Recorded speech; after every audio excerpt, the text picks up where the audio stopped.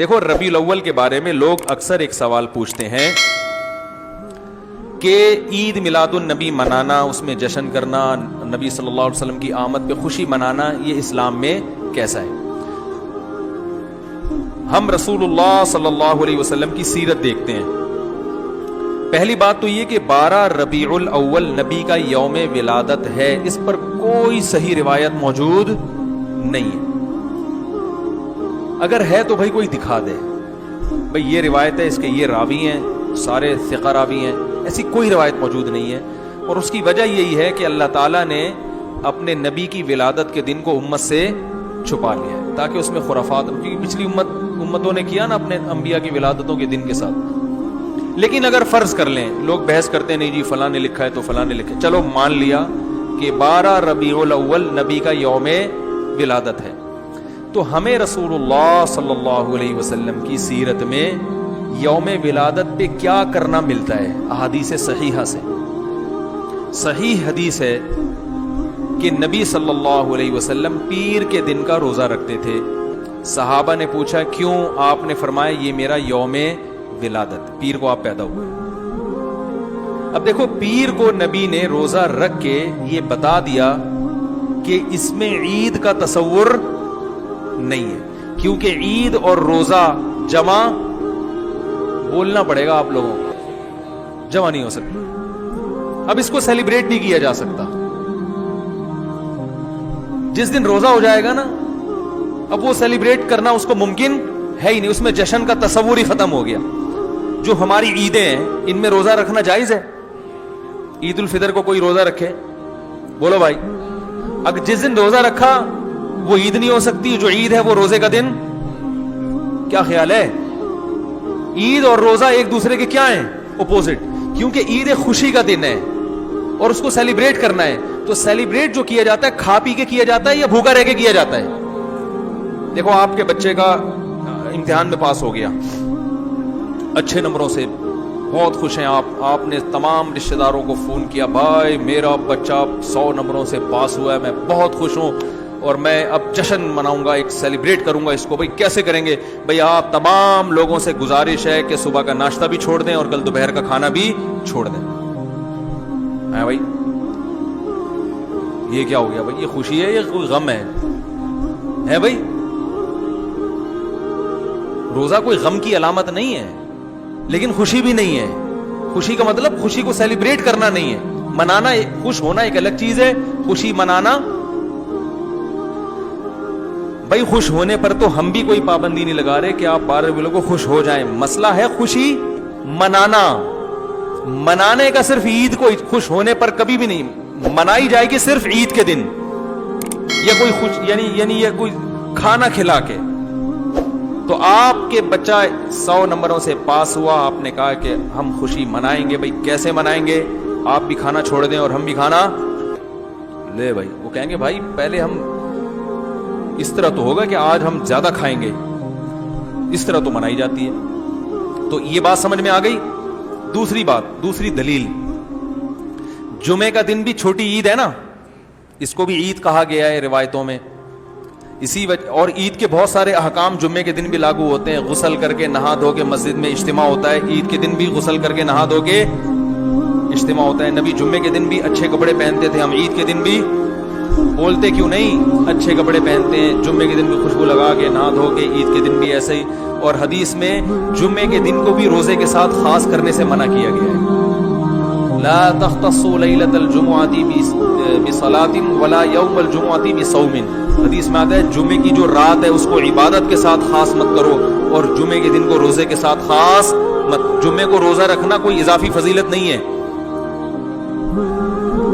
ویسے جائز ہے روزہ رکھنا کہ آپ کی چھٹی جمعے کو ہوتی ہے اس لیے رکھ لیا تو ایک الگ بات ہے، لیکن اس کو خاص فضیلت دے کے رکھنا تو یہ مکمل عید تو نہیں ہے. اس میں عید کا لک بہرحال بولو بھائی ہے.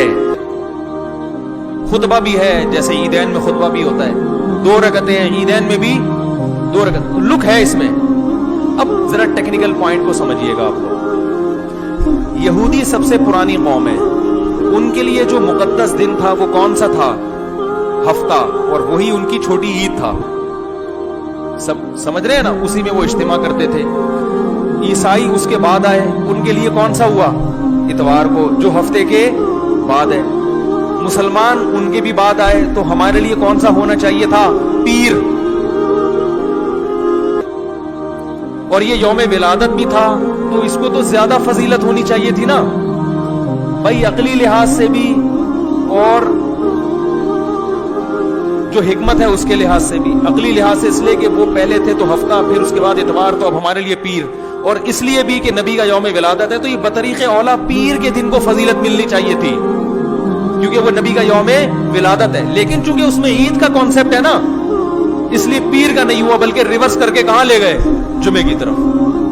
तो पीर के दिन या नबी के यौम विलादत से ईद का कॉन्सेप्ट इस्लाम ने खुरच खुरच के निकाल दिया है कि इसमें ईद का कॉन्सेप्ट हो ही नहीं सकता, अपोजिट है उसका, रोजा है। बात आ रही है समझ में? इसलिए 12 रबीउल अव्वल अगर नबी का यौम विलादत है भी, तो बहुत कुछ भी अगर करना है तो रोजा रखना, हम तो उसके भी कायल नहीं है रोजे रखने के, क्योंकि नबी ने पीर का रखा है, 12 रबीउल अव्वल का नहीं रखा। लेकिन अगर आपको खींच तान के कुछ न कुछ साबित करना ही है, तो आप इस दिन को रोजे का तो करार दे सकते हैं। आप इस दिन को सेलिब्रेट करना या ईद करार देना आपके लिए मुमकिन, कुरान और सुन्नत नबी की तालीमात के मुताबिक ईद का दिन करार देना मुमकिन नहीं है, आप मुमकिन नहीं। दूसरी बात, अभी बात मुकम्मल नहीं हुई है, एक पॉइंट और रह गया। इस्लाम में ईदें सुबह के वक्त होती हैं, रात को ईदें गैर मुस्लिमों की होती हैं। क्रिसमस ज्यादा जोश और खरोश से कम मनाया जाता है रात को, क्योंकि उसमें ढोल ढमक्के होते हैं, लाइटिंग होती है। लाइटिंग रात को जचती है, दिन में लाइटिंग, बोलो भाई, नहीं। जबकि इस्लाम के जो त्योहार हैं वो कब होते हैं? सुबह के वक्त। सुबह सुबह आप इशराक के वक्त आओगे, नमाज पढ़ोगे, सवैयां खाओगे, गले मिलोगे, पतली गली से निकल लो। ईद उल अज़हा में भी सुबह सुबह आओगे, नमाज पढ़ोगे, कुर्बानी करोगे, गोश्त खाओगे, ठीक है ना? ये सब काम तभी फुक़हा ने लिखा है कि मगरिब की नमाज के बाद जानवर को कुर्बान करना मकरूह है, जायज़ है मगर मकरूह, क्योंकि शायर इस्लाम में से है, दिन में होगा ये। रात को शरीयत ने इसलिए नहीं रखा कि रात का वक्त ना गुनाहों की तरफ ले जाता है। जब खुशी मनाई जाती है तो रात को इंसान ट्रैक से हटने का खतरा ज्यादा होता है, जबकि 12 रबीउल अव्वल को जो ईद मनाई जाती है वो दिन में ज्यादा मनाई जाती है, रात को। सारी लाइटिंग रात को होती है, सारे जो नात और म्यूजिक के साथ वो सब कब हो रहा है? रात। ये खुद इस्लाम के मिजाज के खिलाफ है।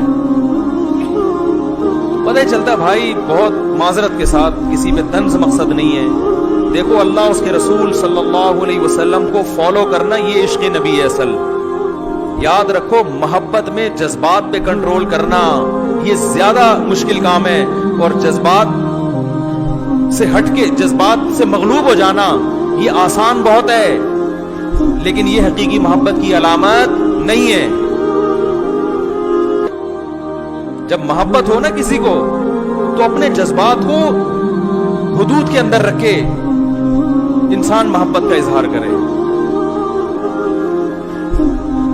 अपने जज्बात को गालिब कर लेना, नबी का इश्क हर मुसलमान को है, हर एक का दिल चाहता है ये करे, यूं करे नबी की याद में, लेकिन आप अपने इस जज्बात पे कंट्रोल करें। बोले भाई, रसूलुल्लाह सल्लल्लाहु अलैहि वसल्लम की जो इताअत है वो पहले है, अपने जज्बात। मिलाद लोग कहते हैं कि नहीं करना चाहिए, सही है या गलत? देखें, मिलाद का मतलब होता है नबी करीम सल्लल्लाहु अलैहि वसल्लम की विलादत के वाक़यात बयान करना, आपके कमालात, आपके फ़ज़ाइल और आपके पैदाइश के वक्त जो मौजज़ात रूनुमा हुए उनका जिक्र करना। तो ये कैसे नाजायज़ हो सकता है? आप खुद सोचिए, अगर नाजायज़ होता तो ये बातें कुरान में कैसे हैं? अल्लाह ताला ने सरकार के कमालात को ज़ाहिर फरमाया, आपकी फजीलत बयान फरमाई कुरान में। अगर उस कुरान को हम बयान कर रहे हो तो कैसे नाजायज़ होगा? तो ये मिलाद मनाना बिल्कुल शरन जायज़ है, बिल्कुल कोई नाजायज़ नहीं है। जो ये कहे, अब एक उसूल आप याद रखें हमारे यहाँ, और जो आपके यंग बच्चे हैं उनको भी आप ये समझाएं कि बाद लोग कहते हैं कि भाई मिलाद जायज़ है, आप कहते हैं जायज़, वो कहते हैं सबूत लाओ। तो किसी चीज को जायज करार देने के लिए सबूत नहीं चाहिए होता, नाजायज साबित करने के लिए सबूत दरकार है।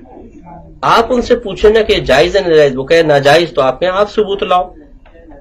पूरे कुरान के अंदर एक आयत ऐसी ला दें اور لاکھوں حدیثوں کے ذخیروں میں سے ایک حدیث ایسے لا دیں جس میں اللہ تعالیٰ اس کے رسول نے منع کیا ہو کہ میلاد نہ مناؤ، اگر لا کے دکھا دیں ہم نہیں منائیں گے.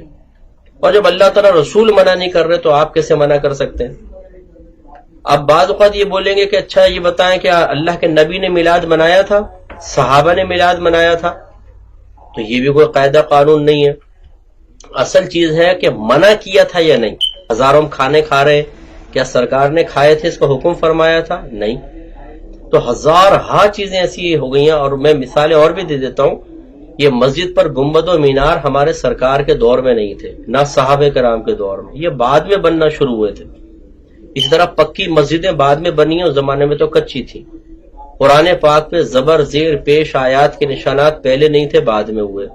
6 کلمے اس طرح ایمان مفصل ایمان مجمل پہلے نہیں تھی، بعد میں ہوئے. اسی طرح جو دارالعلوم قائم ہوئے ان کے سلیبس مختلف کتابیں پڑھانا بعد میں. ایسی بخاری مسلم ترمذی نسائی ابو داؤد ابن ماجہ جو حدیث کے مجموعے ہیں یہ بعد میں جمع ہوئے، پہلے تو نہ سرکار نے حکم دیا نہ سرکار کے زمانے میں تھے. یہ سب تو ہو جائیں جائز. اور میلاد منانا اس لیے ناجائز ہو جائے کہ یہ سرکار نے نہیں منائی، یہ غلط بات ہے. ہمارے نبی کریم صلی اللہ علیہ وسلم نے اگر کسی کام سے منع نہیں فرمایا، اللہ نے منع نہیں کیا، تو یہی اس کام کے جائز ہونے کی دلیل ہوتا. تو لہٰذا میلاد مصطفیٰ صلی اللہ علیہ وسلم منانے میں شرعاً کوئی حرج نہیں ہے.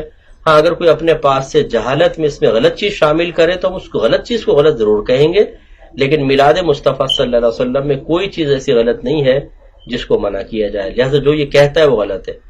اچھا بعض لوگ آپ سے کہیں گے اچھا بخاری میں دکھا دو، ہم مان جائیں گے. تو آپ ان سے مطالبہ کریں کہ اگر آپ یہ کہتے ہیں کہ بخاری میں میلاد منانے کو دکھائیں تو آپ مانیں گے، اس کا مطلب یہ ہوا کہ آپ کے نزدیک بخاری میں کچھ ہوگا تو صحیح ورنہ غلط.